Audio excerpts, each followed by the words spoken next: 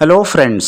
आज हम लोग मराठी आंतर भारती इयत्ता 10वीं का लेसन नंबर 2 संतवाणी इसका पहला अभंग शेख मोहम्मद सांगती सेव इसका एक्सप्लेनेशन स्टडी करने वाले हैं। तो इसको लिखा है संत शेख मोहम्मद ने, जो 17वें शतक यानी 17th सेंचुरी के संत कवि है। तो इनका इंट्रोडक्शन हम देख लेते हैं। संत कवि संत शेख मोहम्मद यांनी मराठी, हिंदी, उर्दू, फारसी या भाषांत काव्य रचना केली। तो इन्होंने हिंदी में, मराठी में, उर्दू में, फारसी में बहुत सारी जबानों में लिखा है। क्या क्या लिखा है?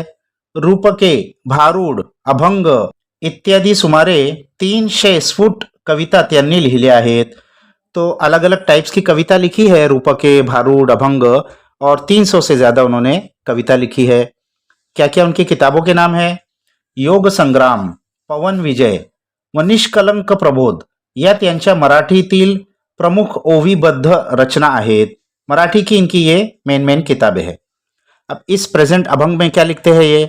प्रस्तुत अभंगात साधूच्या अंतरंगांचे दर्शन घडवले आहे।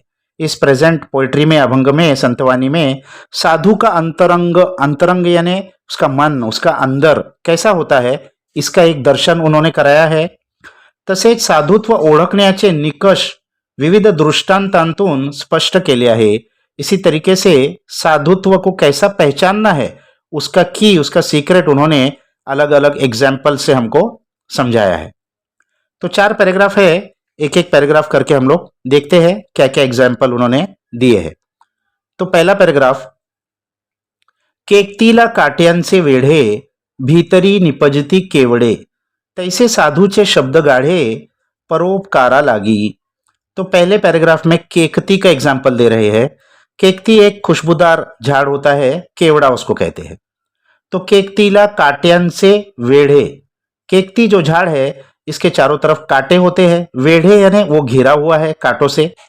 भीतरी निपजती केवड़े, भीतरी यानी उसके अंदर, निपजती पैदा होता है, निर्माण होता है, केवड़े, केवड़ा उसके अंदर निर्माण होता है जो खुशबूदार होता है।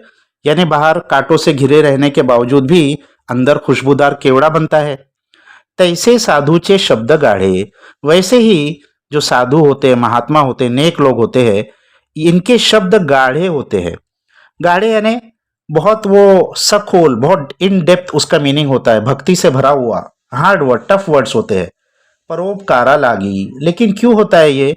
दूसरों के ऊपर परोपकार करने के लिए, दूसरों को अच्छी शिक्षा देने के लिए वो ऐसे वर्ड्स का इस्तेमाल करते हैं।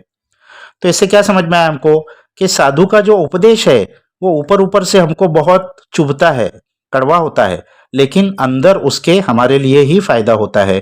उसको मान लेने से हमारी जिंदगी ही अच्छी हो जाएगी, हमारे ही फायदे की चीज है। दूसरा एग्जाम्पल वो देते हैं, फणस सर्वांगी काटावले भीतरी महागोडीने कोंदले, तैसे साधु हृदय झाले बोध संगे परियेसा। तो दूसरा एग्जाम्पल दे रहे हैं फनस का, जैक फ्रूट। तो फनस सर्वांगी कांटवले, फनस के ऊपर चारों तरफ कांटे होते हैं। भीतरी महागोड़ी ने कोंदले, लेकिन भीतर अंदर महागोड़ी ने बहुत ज्यादा मिठास से कोंदले, कोंदले यानी भरा हुआ होता है, उसके अंदर जो गारा होता है वो भरा हुआ होता है मिठास से।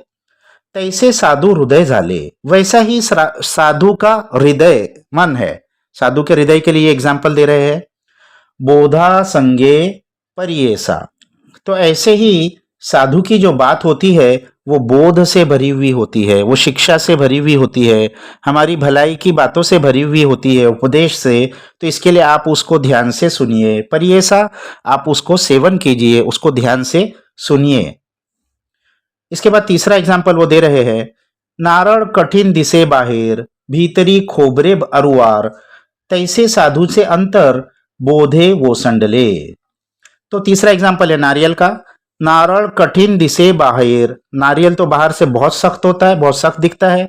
भीतरी खोबरे अरुवार, लेकिन भीतर उसके भी अंदर क्या होता है? खोबरा होता है। अरुवार बहुत नरम, बहुत मुलायम, कोमल। तैसे साधु से अंतर, वैसा ही साधु का अंतर है, अंदर है, मन है।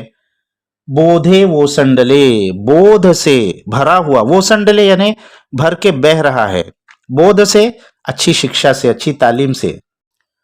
अब लास्ट पैराग्राफ में वो क्या कह रहे हैं, ऐसा सद्गुरुशी धरा भाव तो कैसा करावा उपाय. शेख मोहम्मद सांगती सेव सभे श्रोत्यांप्रती. तो ऐसा सदगुरुशी धरा भाव, ऐसे सदगुरु से, सच्चे उस्ताद से, अच्छे टीचर से आप उसके भाव को, उसकी भावना को समझकर उसको अपनाइए, सीखिए. तो कैसा करावा उपाय, तो आप ये उपाय कीजिए. उपाय यानी अपना इलाज कीजिए, उसकी बातों को सुनकर उसको अपनाकर अपना इलाज कीजिए. शेख मोहम्मद सांगती सेव, शेख मोहम्मद ये आपसे कह रहे हैं कि आप सेव कीजिए यानी सेवन कीजिए, ध्यान से सुनिए उनकी बातों को. सभी श्रोत्यान प्रति, अपनी सभा में, महफिल में शेख मोहम्मद लोगों को ये बात समझा रहे हैं. श्रोता यानी सुनने वाले, सभा में जो सुनने वाले लोग बैठे हैं उन सबको शेख मोहम्मद ये बात समझा रहे हैं कि साधु नेक इंसान जो होता है उसकी बातें ऊपर से अगर आपको कड़वी भी लगती है तब भी आप उसके अंदर के हित को समझिए, वो आपके फायदे की है और उसको मानिए, इससे आपकी ज़िंदगी अच्छी हो जाएगी. तो यहाँ ये एक्सप्लेनेशन ख़त्म हो गया बच्चों. इसके क्वेश्चन आंसर्स हमने दूसरे वीडियो में दिए हैं. तो नेक्स्ट वीडियो तक बाय बाय.